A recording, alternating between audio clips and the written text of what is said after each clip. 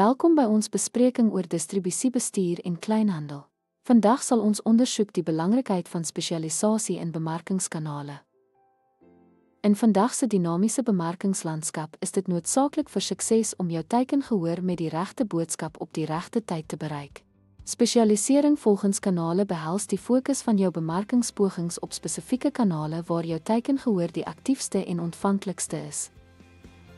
Deur konsentreer jou hulpbronne op 'n beperkte aantal van kanale, kan jy ontwikkel 'n dieper begrip van hul unieke eienskappe en gehoorgedrag.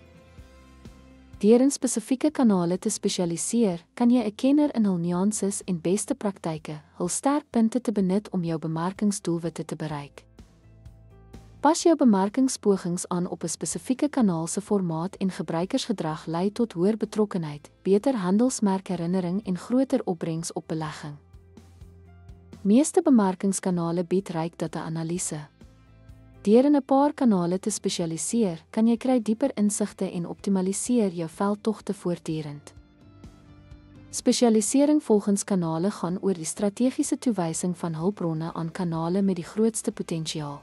Dankie dat u by hierdie sessie oor die bemeestering van kanale aangesluit het.